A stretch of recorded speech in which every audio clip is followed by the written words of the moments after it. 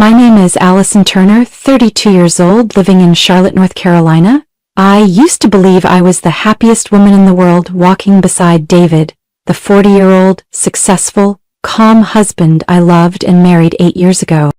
We had just celebrated our 7th wedding anniversary with a cozy dinner at our favorite Italian restaurant.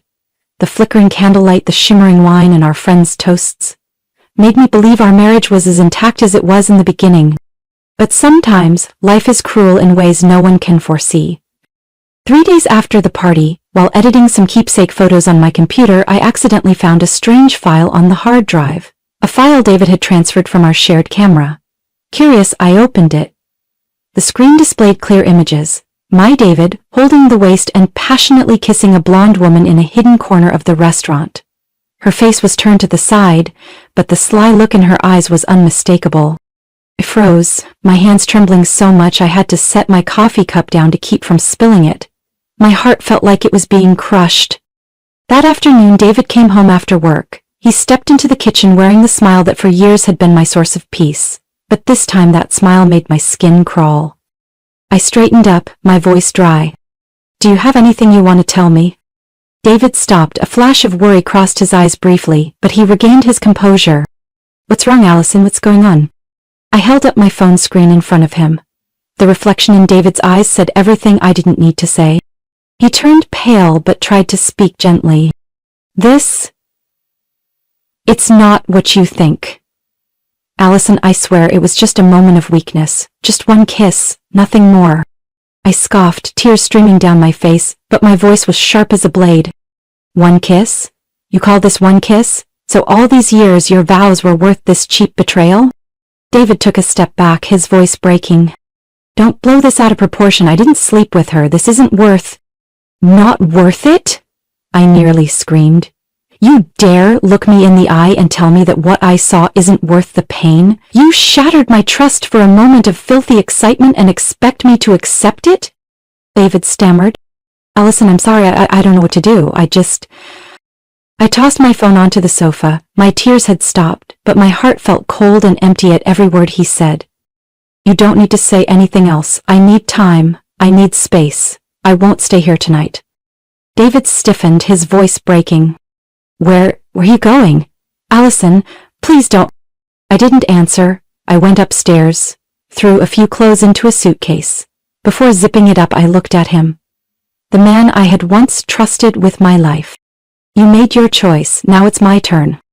Before he could stop me, I grabbed my suitcase and walked straight out the door, leaving behind the desperate look and the house that had been our home. That night, I rented a small room in a modest hotel on the outskirts of the city. The dim yellow light in the room couldn't warm my broken heart. I sat by the window, staring out at the night sky, wondering how everything had fallen apart so quickly. I curled up on the hard hotel chair, the neon light outside the window casting a cold glow across the room. I couldn't sleep that night. The next morning, as the pale sunlight filtered through the curtains, my phone rang. It was Jenna, my best friend, her voice anxious. Listen, where are you? David called last night. He's really worried. Our friends want to meet to talk this through somehow.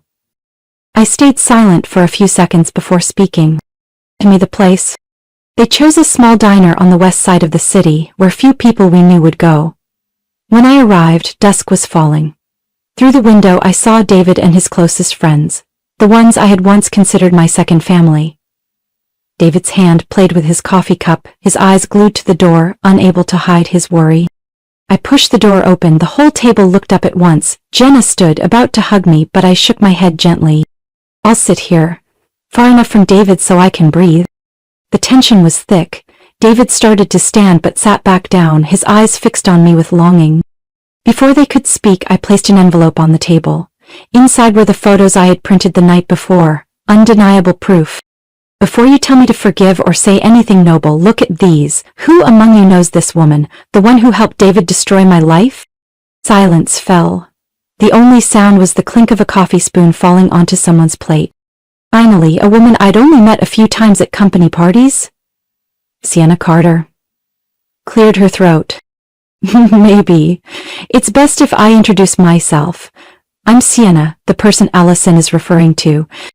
David stared at the table, his hand clenched so tight his knuckles were white.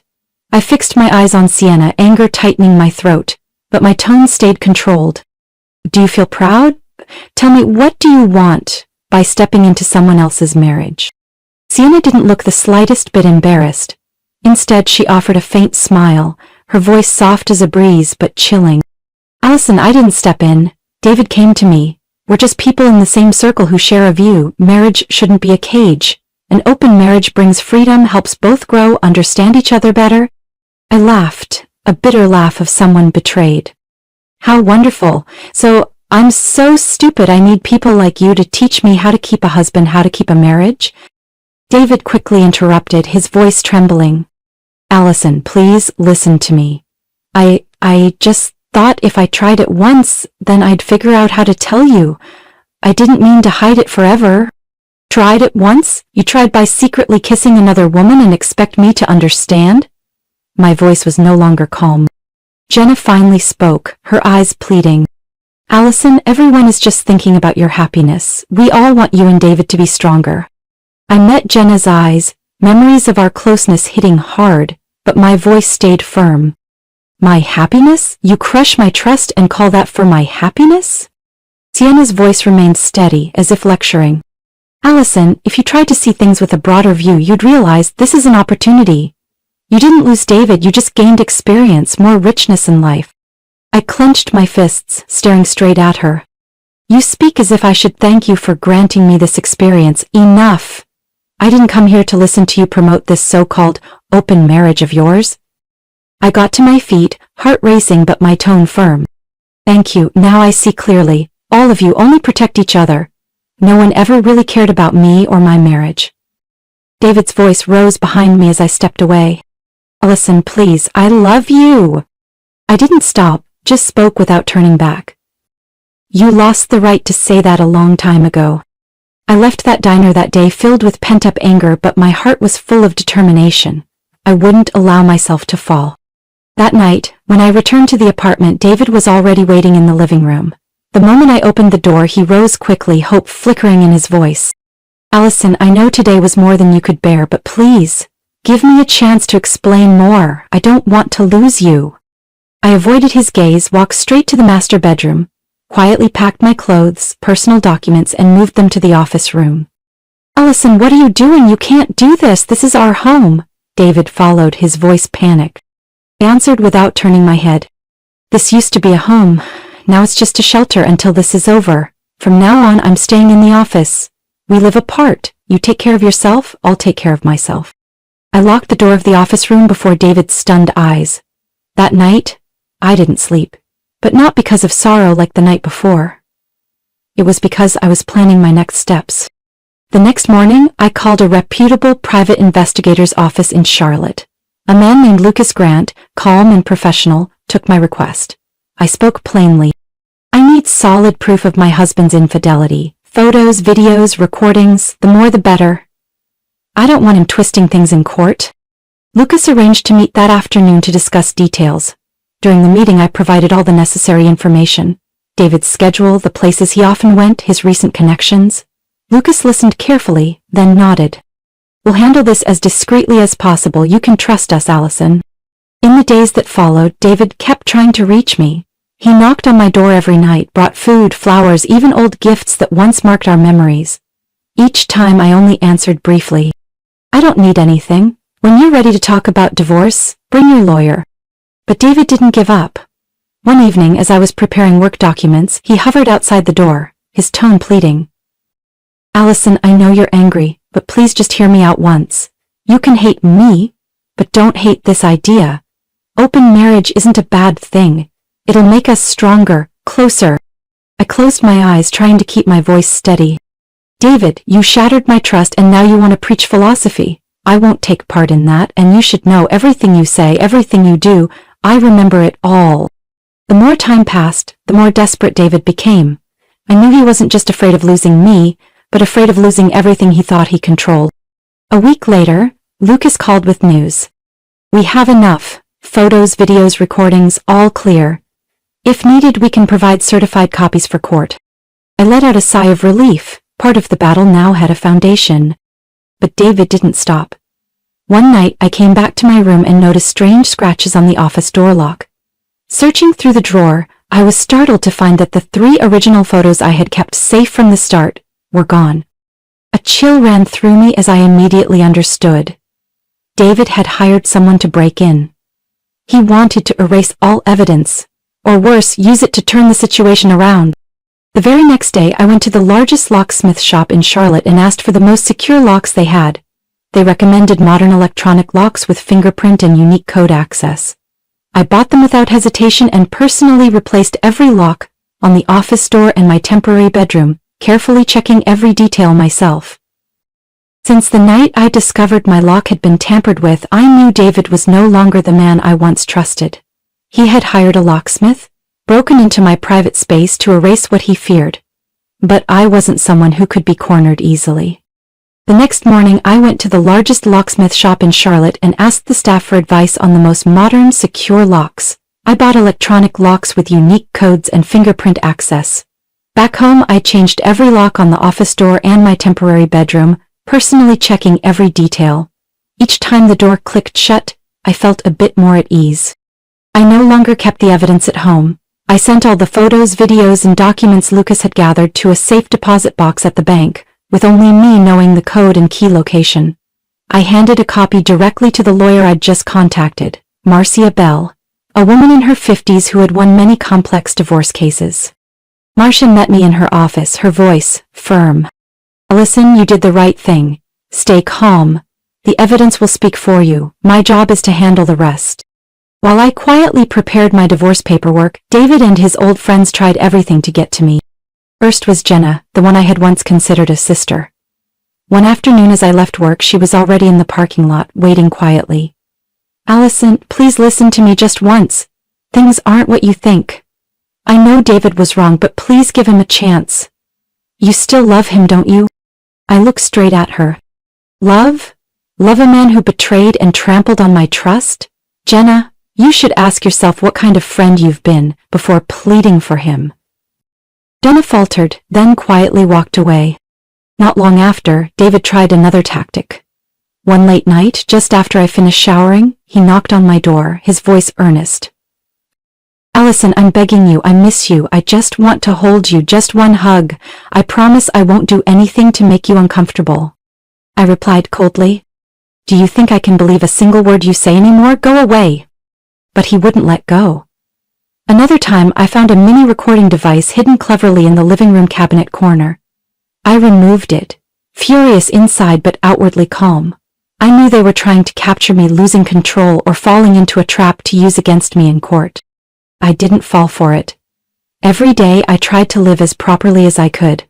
I only spoke to David when absolutely necessary, every word brief, clear, nothing extra. One weekend night, I sat in the office, in front of a file Marcia needed me to sign to confirm documents for court. Everything was complete. Evidence of the affair, divorce petition, asset division requests, future custody proposals. When I finished the final signature, my heart felt heavy. No matter how strong I was, I couldn't deny the pain tearing me apart. But more than anyone, I knew there was no turning back. The very next day, Marcia filed the divorce petition with the Mecklenburg County Family Court. She sent me a message. "Stay strong, Allison. The legal battle has begun, but you hold the advantage." Meanwhile, David and his friends kept putting on cheap acts. One evening, I came home late from work. The living room lights were on. Sienna and a few of David's other friends were sitting there chatting cheerfully. When they saw me, they all fell silent. David stepped forward. "Allison, we just want a civilized conversation. Please, just sit down, listen to everyone explain, then you can do whatever you want." My gaze swept over the group and I spoke with deliberate calm. "Did you really think I was weak enough to sit here and watch your performance? It's late, please leave." I went straight to my room, closed the door, ignoring David's pleading outside. About 2 weeks after I filed for divorce, the atmosphere in our shared house became so tense it was suffocating. David no longer tried to approach me with pleading, flowers, or gifts. Instead, he became suspiciously quiet. I guessed that silence was just preparation for another scheme. And then, the day I had anticipated came. One afternoon, as I stepped into the house, a police officer and court staff were already at the door. They handed me a temporary restraining order. David accused me of violent behavior toward him in the home, even claiming I posed a danger to his life. I read the document, holding it steady, looking the officer straight in the eye, my voice calm. I understand, I will comply with the law. But inside, a quiet fury blazed. At this point, David was willing to sink so low as to fabricate stories just to gain the upper hand in the upcoming trial. I knew exactly what he aimed for. To use slander to demand custody if we had children, or to smear my reputation in court. That very night I met Marcia at her law office. She listened as I told her everything, then set down a thick file on the table, her voice resolute. Allison, we anticipated this. I've worked with Lucas Grant, your investigator, from the very start. Every video, recording from the days David accused you, has been securely preserved, verified beyond dispute. I nodded, feeling a little calmer. The trial took place just a few days later. In the courtroom I sat across from David. He had visibly lost weight, but his eyes still held that smug look of someone who believed he was in control. David was called up first. His voice shook, but his eyes darted around, avoiding mine. Your Honor, my wife, Allison, has attacked me multiple times. She's thrown objects at me, threatened me with violent words. I live in fear every day. I only ask for protection and full custody of any children we might have in the future. I glanced at Maria. She responded with a subtle nod. When her turn came, she rose, speaking with clarity and resolve. Your Honor, we have prepared evidence to refute all of the plaintiff's baseless accusations. This is video recorded in their home on the exact days David Wilson accused Allison of abuse. Marcia handed the judge a USB drive containing the data. The entire courtroom fell silent. The screen displayed clear footage. I was sitting and reading in the office or carefully tidying up the kitchen while David, the man claiming to be the victim, was leisurely drinking beer, watching football in the living room, showing no sign of being threatened or afraid. When the videos ended, Marcia continued. Furthermore, Your Honor, we have a recording of a phone call between David and a close friend. In it, he discusses fabricating claims to gain an advantage in court. We request to submit this as evidence. David's face turned pale, his eyes darting around, looking for an escape. The entire courtroom seemed to hold its breath. The judge listened to a portion of the recording Marcia provided, then looked at David with a stern expression. Mr. David Wilson, are you aware that perjury in court is a crime? You are now facing the possibility of prosecution for providing false information and obstructing justice. David mumbled. The judge raised a hand to stop him. No more explanations, everything is clear. Relief eased my breath, but triumph had no place in my heart. This was the price David had to pay for his lies, but the wound he left in me remained. Finally, the judge declared. The court rejects all of the plaintiff's accusations. All personal freedoms of Mrs. Allison Wilson are hereby restored. The case file will be forwarded to the district attorney for consideration of perjury charges. The trial lasted 3 more sessions, with layers of evidence, testimonies, and arguments presented clearly and fairly. I sat quietly on the defendant's bench, no longer feeling fear or doubt. Every word David spoke, every pleading look or attempt to hold on, no longer reached me. On the final day of the proceedings, the courtroom was more crowded than usual, partly because our divorce had drawn curiosity, partly because David had made himself the center of attention by lying and being exposed. Judge Louise Harper, a woman in her 50s with sharp but kind eyes, struck the gavel, her voice firm and decisive. After reviewing all evidence, testimony, and case details, the Mecklenburg County Court declares, First, Mrs. Allison Turner Wilson's divorce petition is granted. The marriage between Mrs. Allison and Mr. David Wilson is officially dissolved as of today. I couldn't suppress a soft sigh of relief. The judge continued, her voice stern but fair. Second, given Mr. David Wilson's deceitful and slanderous behavior, along with clear evidence of breach of marital trust, the court awards Mrs. Allison full management of the shared assets, including the current house, savings, and retirement accounts. Mr. David Wilson will retain his personal vehicle and receive temporary support for 6 months to stabilize his life.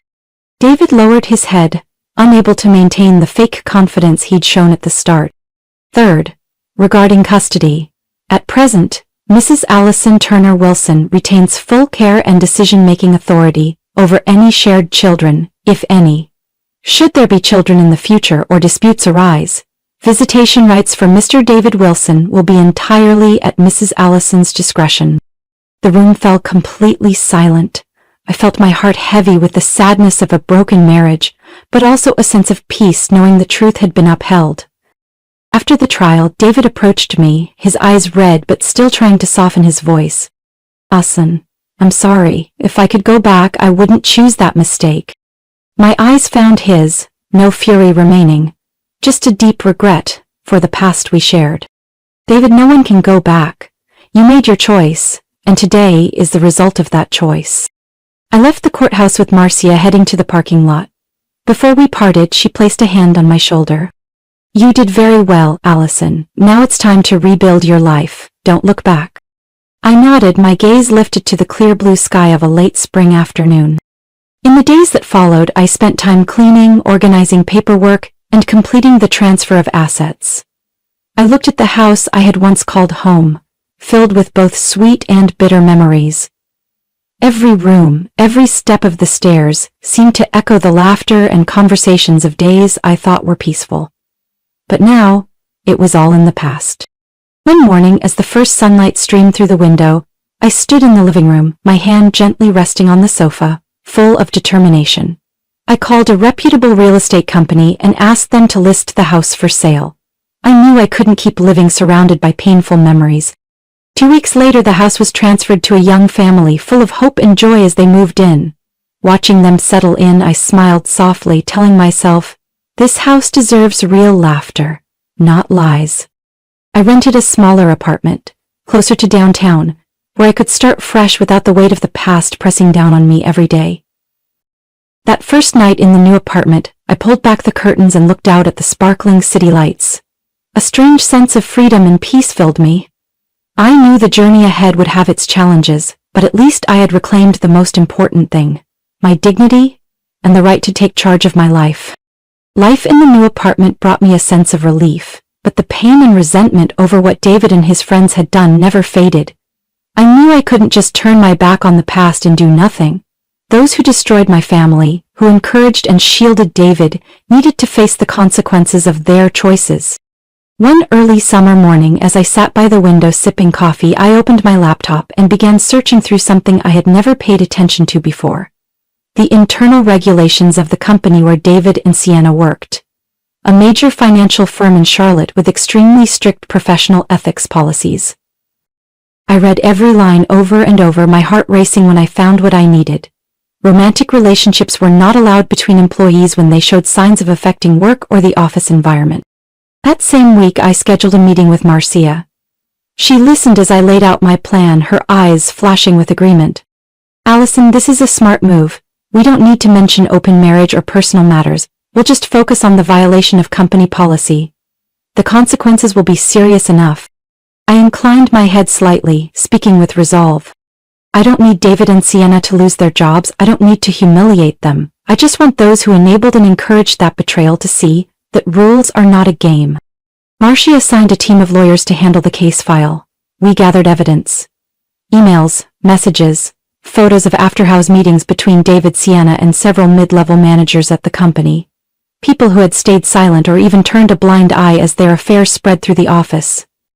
A complaint was submitted along with a request for internal resolution before taking it to labor court.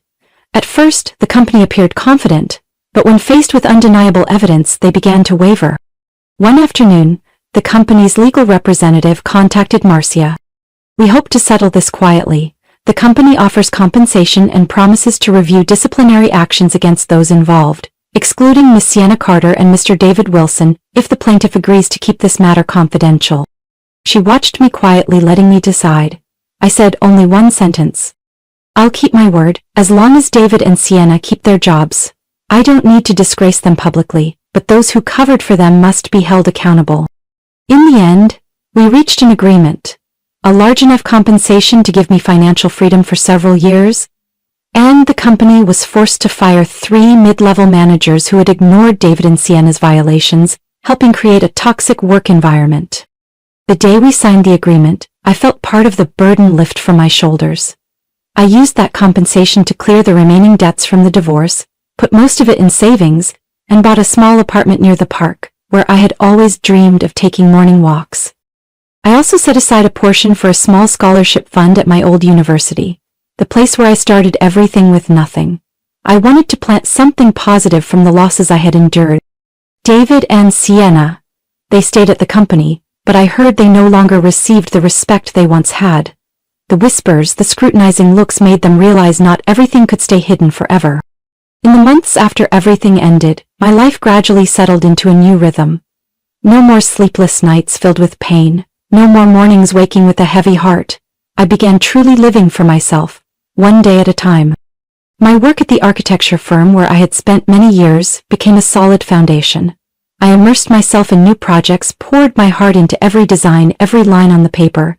Each time I saw a structure I had helped create rise in the city, I felt my heart ease, as if I were rebuilding my own life from the ruins. Even so, colleagues and friends often tried to set me up on dates. They thought a woman in her 30s, having endured heartbreak, deserved a new shoulder to lean on. But I just smiled and gently declined. Thank you, but right now I just want to enjoy the peace I fought so hard to gain. I didn't hate love, nor did I feel bitter toward men. I just knew I wasn't ready to open my heart again. I needed time to heal, to fully love myself before thinking about anyone else. As for David, I didn't pay much attention to his life anymore, but sometimes, through the stories of old acquaintances, I heard bits and pieces. David and Sienna no longer had the closeness they once did. After everything that happened, the trust between them had cracked, even though they tried to hold on. David lived alone in a small rented apartment near his workplace, isolated from most of his colleagues. The friends who once raised glasses with him had drifted away, partly to avoid gossip, partly because no one wanted to be tied to that mess anymore. Once, by chance, I saw David at a coffee shop near the park. He sat alone, looking lost in the crowd. His eyes gazed out the window, so empty it ached. I didn't go over or say hello, I just quietly watched for a moment, then walked on. Because I knew his regret meant nothing to me now. My life no longer had room for resentment or why questions. Instead, I learned to listen to myself more. In the early mornings, I jogged around the park, filling my lungs with fresh air. On weekend nights, I joined the art class I'd long dreamed of. Gradually, I realized, freedom isn't about being alone. It's about living true to yourself, not forcing yourself to please anyone else. One rainy afternoon, as I sat by the window listening to the rain tapping on the roof, I received a message from a colleague. Allison, seeing you at the presentation today really inspired us. You're stronger and calmer than anyone we've ever met. I smiled softly, warmth filling me amid the rain outside. I understood that, in the end, I had weathered the storm without losing myself. And I knew, ahead of me was a new journey, not to forget, but to continue writing my story in my own way. My story proves that betrayal, no matter how cunning, can't stay hidden forever, and there is always a price to pay. I chose to face it with calm and integrity, not resentment, to reclaim my honor and freedom. Today I live a simple but fulfilling life, no longer bound by old pain. The past has closed, making way for a new path, where I write my own story with the strength and dignity I once lost. What do you think about Allison's story and the choices she made? Share your thoughts in the comments below. Don't forget to follow the channel for more emotional and meaningful stories about family life.